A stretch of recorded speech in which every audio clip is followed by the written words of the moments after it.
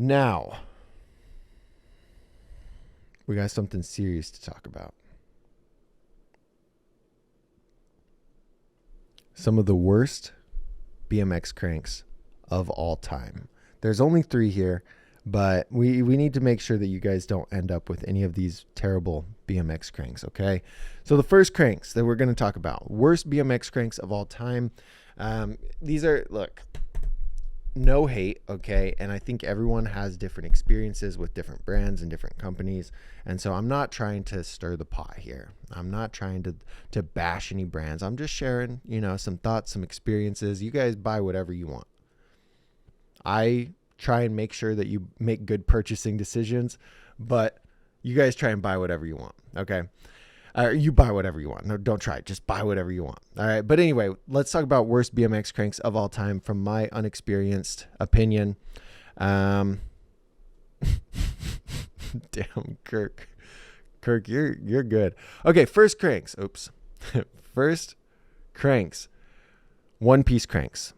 Any one-piece cranks. These are the worst cranks that you could possibly have. Not a specific brand, but you guys, you'll see these one-piece cranks on cheap bikes from Walmart. You'll see them on low quality, just really low quality bikes.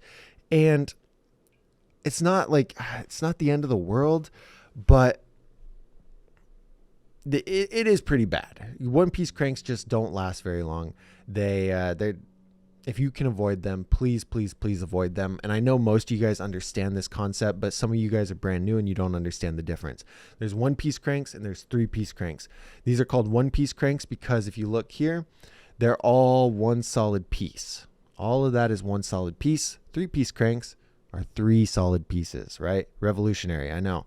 So stay away from one-piece cranks if you can avoid it because they are a pain to work on. To get these out of the bottom bracket, you've got to take off the sprocket. You've got to pull out like part of the bottom bracket. You've got to wiggle it through. They're just not easy to work on. They're very weak. They bend easily, and you just want to stay away from them. Did you guys see number 2? I skipped number 2. Okay, so one-piece cranks, stay far away from. Okay, the second worst BMX cranks on the list, in my opinion, it's going to be Profile 19 millimeter cranks. Now they have Profile column cranks and I haven't had the same experience with those. I haven't ridden them, but I also haven't heard the same things about them. But Profile 19 millimeter cranks, in my experience, are not very good cranks. And Kirk, I don't know how you knew I was going to say Profile on here, but I did. I had to. Now, I'm not saying they're like one-piece cranks didn't have any pros. It was all cons. There are some pros to the Profile cranks. These are light cranks. They weigh around 25 ounces depending on the crank arm length and the crank configuration that you do. Like they're not all bad. And it's cool. You can get a tie spindle. You can get the GHD spindle. You can get a normal spindle. You can replace just the crank arm for $80. You can go bossless if you're running spline drive and have a really nice clean look. Like there's a lot going on with Profile cranks. They have a lifetime warranty, and I think I've warranted one pair of cranks, but we'll get into that later. They're made here in the USA, okay? So they're not all bad, but there are also a good amount of cons. They're expensive. These cranks with the gun hole drive configuration. Gun hole drive is like the hole here in the spindle is bigger than like normal on a 19 millimeter, and so it's just a bigger hole is supposed to make it a little bit lighter.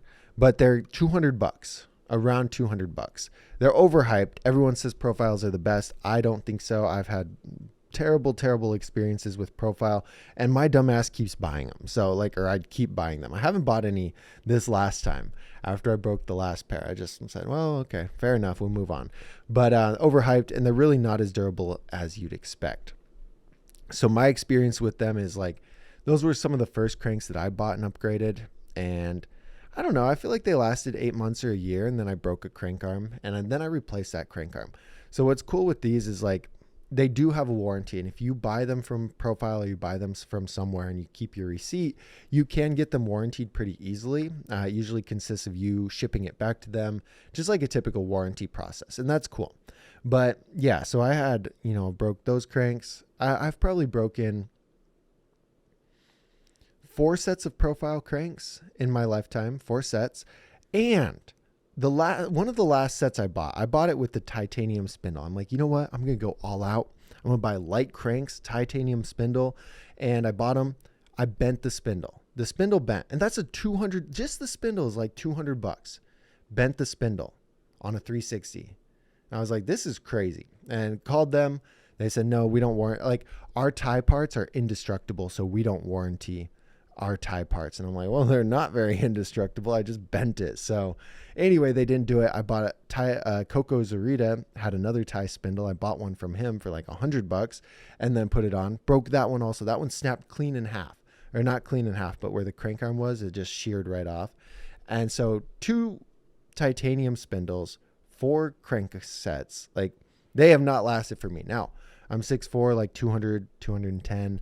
So like Kirk says, it's all about, it does have an effect. Your weight and everything will have an effect. I should have probably been running 22. Maybe the profile columns are a lot better. I don't know. But these cranks, in my experience, $200 for cranks that just don't last and break over time.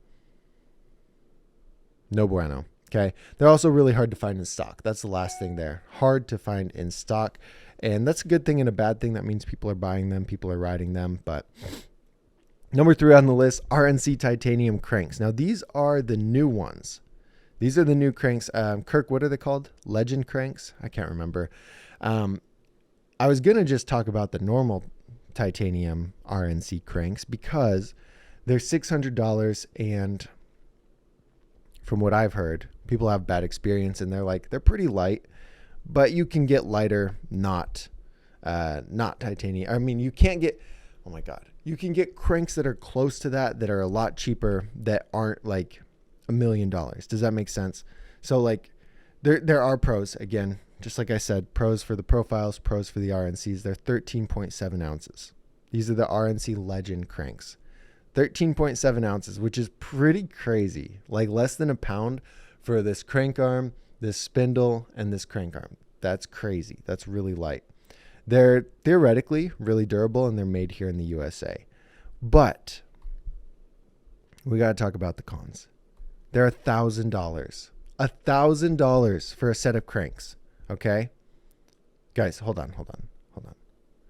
$1,000 for a set of cranks, man. You could buy a lot with $1,000, a lot more than a set of cranks. And so, I don't know. I like to believe that I believe in capitalism, and I like to believe that RNC is just marking this up and making a good amount, a fair amount of money, and they're not screwing people over. I don't know what it would cost to make these, and they're probably not doing massive volumes, so it's a little bit more expensive. That's fine.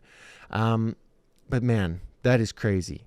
There are mixed reviews on durability for the normal RNC cranks, not the Legends. I haven't seen much about the Legends yet.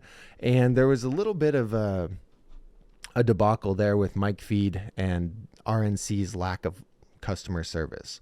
So I don't know, man.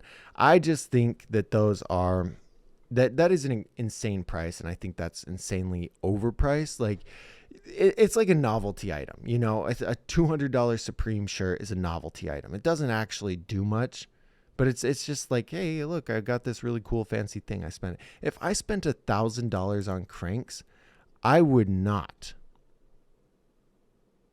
ride it very much. Like I would put it on a bike that sits on the wall behind me and be like, wow, look at my bike. Look at my bike. I don't ride my bike. Just look at my bike. That's what I would do with that if I put $1,000 cranks on my bike. Imagine getting your bike stolen. You got $1,000 cranks that got stolen. So anyway, yeah, no crank arm grinds on my bike, on my $1,000 cranks. I just would not be doing that. So yeah, those are the 3 cranks that you need to stay far, far away from, in my opinion, in my experience. Like guys, just buy something $150, $200 that are durable, that are going to last, that you don't have to worry about them breaking. You can find them at a decent weight for around 30 ounces, and it's not going to make that big of a difference. So that's my thought. That's my hot take on cranks. But